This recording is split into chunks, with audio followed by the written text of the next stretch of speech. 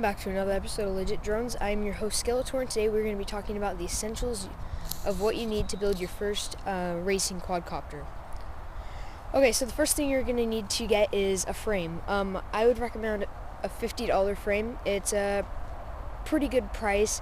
Don't get glass carbon composites. Always get a true 3K carbon fiber frame, because if you don't, you'll be sorry. I know I just quoted Standard TV and Appliance, but you will be sorry because you crash, parts are going to go flying everywhere, and it's just going to be a waste of money. The next thing you're going to need is motors, obviously. Those go for about $15 each. I would recommend 2300 kilovolt, a good amount of thrust, depending on what ESCs you get. So for ESCs, those also are going to be about $15. I'd recommend 20 amp to 30 amp to really get those motors going and fulfill the motor's needs, which if you get into drones, you'll understand what I'm saying. The next thing, those will go for about $15 each. The next thing we're going to talk about is the flight controller. You're going to need a good flight controller. I personally use the Naze 32 Acro.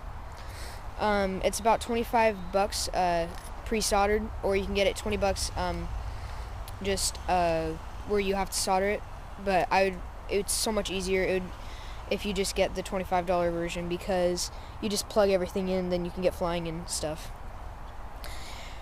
The next essential to what you'll need is going to be a receiver. It really depends, well, the prices really depend on which transmitter you get. So if you're getting a Tyrannus, they're going to be like $30. For my $30 one, it was only like $10, but it came in a package. So yeah, it's really going to vary.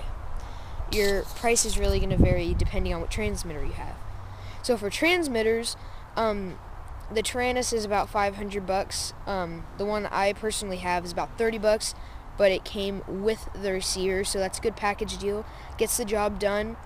It doesn't have three-way switches. It has two-way switches, but it has two of them. So I have two flight modes that I'll program in, and then no motors off and an armed.